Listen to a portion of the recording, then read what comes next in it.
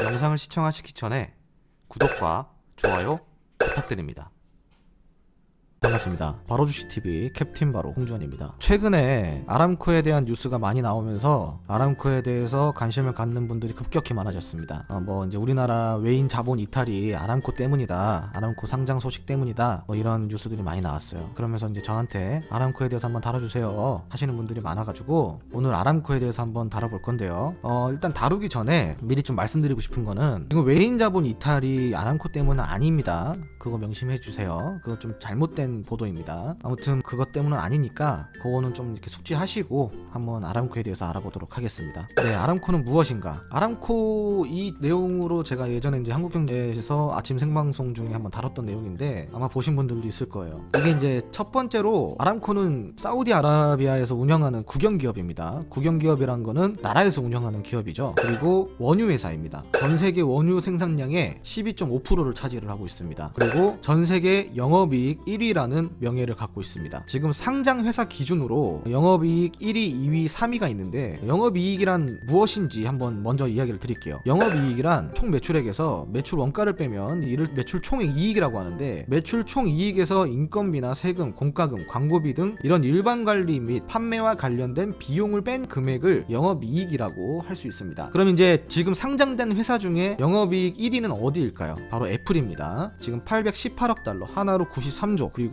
2위가 삼성입니다. 776억 달러, 하나로 91조. 그리고 3위가 알파벳입니다. 404억 달러, 하나로 46조. 알파벳은 구글의 모회사입니다. 그런데 지금 이 상장 회사 1위, 2위, 3위의 영업이익을 전부 다 합친 금액이 아람코보다 낮아요. 아람코가 260조입니다. 어마어마하죠. 이런 점에서 봤을 때 아람코가 정말 큰 회사다 말할 수 있겠죠. 그리고 전 세계 시가총액이 1위입니다. 물론 아직까지 전체적으로 상장된 게 아니기 때문에 시가총액 1위냐 아니냐 이 이야기를 드릴 수는 없지만, 기업 가치로만 두고 봤을 때는 사우디가 주장하는 기업 가치는 2조 달러고요. 근데 이제 처음에 초창기 때 대외적으로 예상된 기업 가치는 1조 2천억에서 4천억 정도라고 하는데, 지금 현재는 1조 7천억 달러로 거의 될 거다라고 이야기를 하고 있습니다. 그렇기 때문에 만약에 기업 가치가 1조 7천억 달러라 그러면은 전 세계 1위가 맞지요. 지금 이제 상장된 회사 중에서는 1위가 애플이에요. 1조 1,600억 달러. 이게 지금 2019년 12월 6일 기준입니다. 그런데 1조 7천억이면은 아람코가 좀 더 높죠. 하지만 얘들이 만약에 상장을 하게 됐을 때 1조 7천억이란 가치를 전부 다 상장을 시키는 게 아니라 일부만 사우디 증시에 먼저 상장을 시키고요. 2차적으로 해외 증시에 점진적으로 상장을 시킨다라는 게 사우디 입장입니다. 그렇기 때문에 당장 상장이 되더라도 1위는 애플이다, 이렇게 생각을 하시면 좋을 것 같아요. 그리고 이제 왜 지금까지 가만히 있다가 사우디가 왜 지금 와서야 갑자기 이렇게 급하게 상장을 하냐라고 하는데, 그거는 아니에요. 그거는 원래 사우디 입장에서 아람코를 2015년 16년도부터 계속 지속적으로 상장을 추진을 했었습니다. 하지만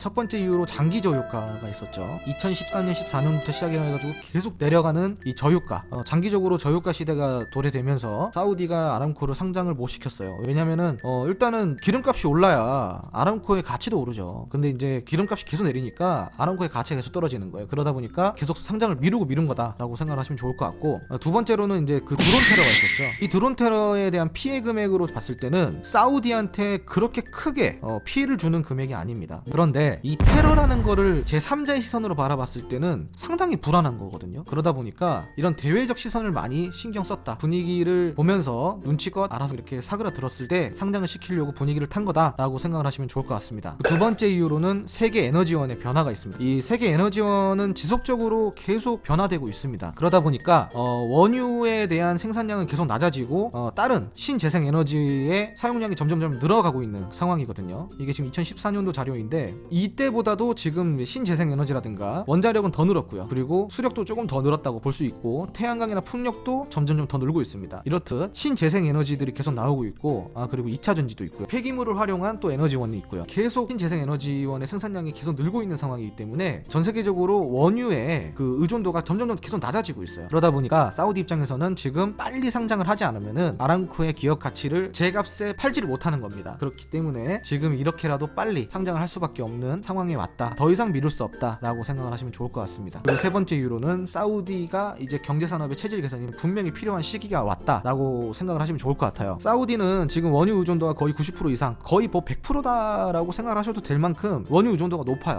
그러다 보니까 이제는 좀 산업 다각화가 필요한 상황입니다. 이제 아까도 이야기했다시피 세계 에너지원은 계속 변하고 있고 기름값은 계속 지수적으로 떨어지고 있는데 지금 사우디 입장에서 이대로 가다가는 분명히 나라에 큰 위협이 되거든요. 그러다 보니까 지금 사우디 왕세자가 이대로는 우리나라가 안 된다, 우리나라가 지금 빨리 체질 개선이 필요하다라고 해서 진행되는 게 바로 이제 사우디의 비전 2030입니다. 비전 2030이 무엇이냐? 이게 바로 사우디의 경제산업에 대한 체질 개선을 도와줄 발판이다라고 생각하시면 좋을 것 같은데요. 이 비전 2030에는 세 가지 프로젝트가 있어요. 첫 번째로 네옴 프로젝트. 이건 네옴 스마트 시티라고 하는데 미래 설계형 최첨단 미래 도시를 설계를 한다라고 보시면 편할 것 같고요. 그리고 이제 투자되는 자본만 해도 한 5천억 달러 이상이 투입이 되는 어마어마한 규모가 들어가게 됩니다. 그리고 이제 스마트 시티의 조성을 좀 살펴보자면요.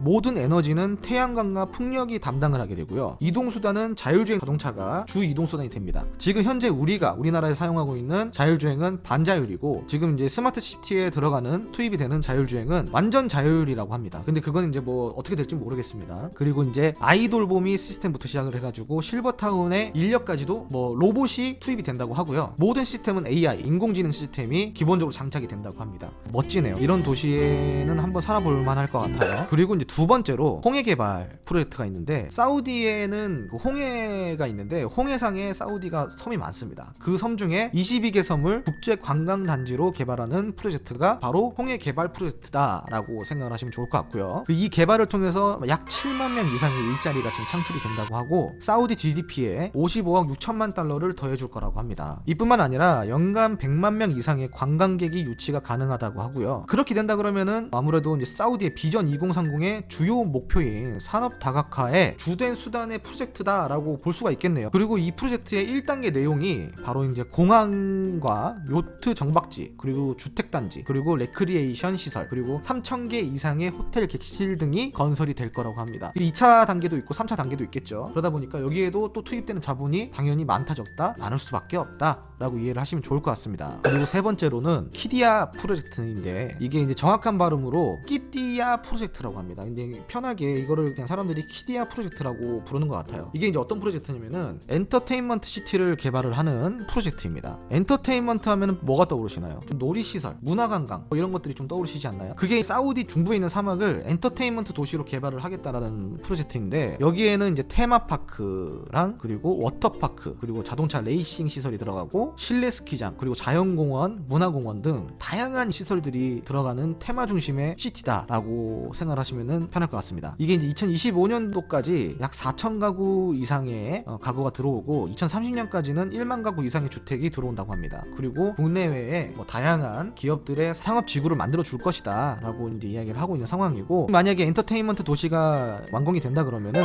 매년 1,700만 명 이상의 관광객 유치를 목표를 하고 있다고 합니다. 뭐 그건 지켜봐야겠죠. 그리고 약 한 6만 명 정도의 일자리가 창출이 된다고 하네요. 보시다시피 지금 네온 프로젝트, 홍해 개발 프로젝트, 키디아 프로젝트 이렇게 세 개만 봐도 들어갈 돈이 어마어마하게 많겠죠. 그런데 돈이 들어가는데 돈이 들어간 만큼 또 기술도 들어가야겠죠. 하지만 사우디는 이거를 개발할 기술을 갖고 있지가 않아요. 그럼 전 세계적으로 이런 기술력을 갖고 있는 나라나 이런 기술력을 갖고 있는 회사가 많냐? 절대 그렇지 않습니다. 이런 기술들은 지금 현재 최첨단 기술들이고요. 그리고 이런 기술들을 해낼 수 있는 기업은 전 세계 몇 기업이 되지가 않습니다. 전 세계적으로 경쟁력을 갖추고 있는 회사가 바로 삼성이라는 회사이고요.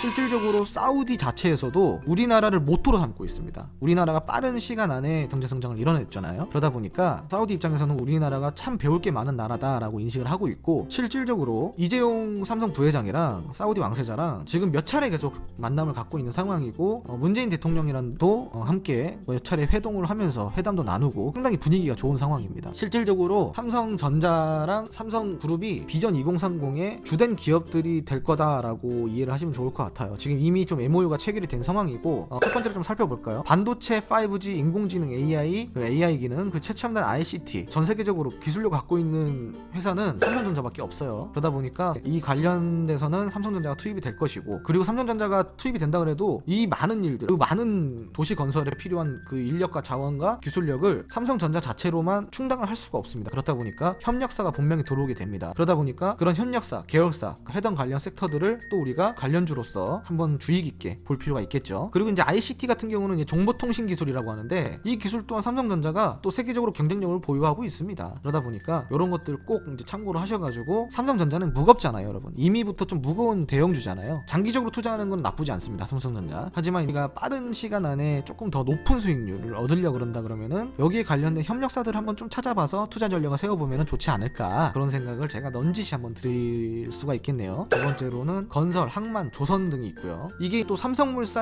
삼성 엔지니어링, 삼성중공업이 투입이 되고요. 실질적으로 삼성물산이랑 삼성 엔지니어링은 현재 사우디랑 MOU가 체결이 된 상황입니다. 삼성물산 같은 경우는 건설 쪽으로는 세계적인 경쟁력, 기술력을 갖고 있는 회사입니다. 삼성물산이 또 세계적으로 경쟁력을 갖게 된 또 계기가 있어요. 이 계기에 대해서는 나중에 다른 컨텐츠로 한번 찾아뵙도록 하겠습니다. 이것도 재밌는 이야기예요. 그리고 이제 세 번째로는 태양광이나 풍력에너지 같은 경우는 저장장치가 필수적으로 필요합니다. 그런데 이제 이 에너지 저장장치라는 게 보통 기술력으로는 할 수가 없어요. 그러다 보니까 고도의 기술력이 필요하고 또 대량의 에너지 저장이 필요하다 보니까 당연히 이렇게 신뢰도 있고 기술력을 갖춘 회사여야 되겠죠. 그쪽으로는 또 삼성 SDI가 전 세계적으로 경쟁력을 갖고 있는 회사다, 이렇게 생각을 하시면 좋을 것 같습니다. 아까도 이야기 드렸지만 뭐 삼성물산, 삼성 엔지니어링, 삼성 SDI 다 좋은데 이 회사들이 가서 전체적인 것들을 다 감당을 못합니다. 그러다 보니까 우리가 이 회사들 말고도 여기에 관계된 협력사, 관련된 섹터 관련주들을 주의 깊게 어떤 회사가 있나 이렇게 한번 찾아볼 수가 있겠죠. 그리고 네 번째로 수소에너지. 실질적으로 수소에너지는 현대차가 지금 사우디랑 또 MOU를 체결을 했고 이제 곧 투입이 된다고 합니다. 마찬가지죠. 협력사 어딘지 잘 찾아보시기 바랍니다. 관련 섹터라는 거는요, 꼭 찾아가지고 그 종목들을 다 이제 차트를 한 번씩 보고 회사의 이제 재무라든가 기술력이라든가 사업 보고서 같은 거를 다 면밀히 보시고 한번 투자 전략을 세워보시면은 좋은 결과가 나올 수 있습니다. 물론 공부를 하셔야겠죠. 그리고 다섯 번째로 탄소섬유가 있습니다. 효성첨단소재라는 회사가 있는데 실질적으로 아까도 이야기했지만 탄소섬유가 또 고도의 기술이 필요합니다. 그런 점에서 효성첨단소재가 탄소섬유 쪽으로는 기술력을 갖고 있어요. 그래서 아주 기회가 올 때 딱 잘 잡은 케이스죠. 지금 MOU를 체결을 했습니다. 우리나라 기업들이 이만큼이나 세계적으로 경쟁력을 갖고 있고 기술력을 갖고 있는 회사다. 여기에서는 우리가 조금 자부심을 가져도 될 법할 것 같습니다, 여러분. 수혜를 받는 이 회사들이 보통 수혜를 받는 게 아니야. 투입되는 자본이 어마어마하다 보니까 수혜 또한 어마어마한 수혜가 나온다라고 판단하시면 좋겠고, 거기에 국물 떨어지는 것만 주워 먹어도 이 협력사들도 상당한 이익을 얻지 않을까 하는 게 제 개인적인 의견입니다. 이렇게 우리가 공부를 하면서 또 아람코에 관련된 국내 주식, 실질적으로는 아람코에 관련된 건 아니죠, 그죠? 사우디의 비전 2030에 관련된 국내 주식이죠. 그런 이제 국내 주식이 뭐가 있는지, 관련주가 뭐가 있는지 한번 쫙 찾아보면서 공부도 해보고, 그리고 투자 전략도 한번 세워보면은 좋은 결과 분명히 있을 것 같습니다, 여러분. 2020년도, 2021년도까지도 아마 유효할 것 같습니다. 우리나라가 국가 간, 그리고 국가와 기업 간에 이렇게 사이가 돈독해지고 있고, 그리고 실질적으로 이제 투입이 되는 상황이다 보니까 우리나라 주식시장에도 2020년도부터는 좀 훈풍이 불지 않을까, 이게 어떠한 또 다른 모멘텀으로 작용할 수 있지 않을까, 그런 생각을 해보고 있습니다. 물론 그렇게 큰 모멘텀으로 작용하지 못할 겁니다. 2018년도, 2019년도 우리 국내 시장 너무 힘들었기 때문에 그런 약재들을 해결을 해주면서, 그리고 또 다른 모멘텀 우리가 가져야지만 훈풍이 불어올 것 같습니다, 여러분. 그렇기 때문에 2020년도에는 대외적인 악재, 미중 무역 분쟁이라든가 한일 관계라든가 그리고 북미 관계라든가 우리나라가 또 이제 외교를 잘해야겠죠. 그리고 이제 우리나라가 또 이렇게 경제를 좀 살리면서 빠져나간 외국인 자본들, 우리를 외면한 투자자들을 다시 유치할 수 있는 그런 모멘텀을 확보를 하기를 간절히 바라봅니다. 2020년도에는 대박나는 한 해가 되시길 바랍니다, 여러분. 감사합니다.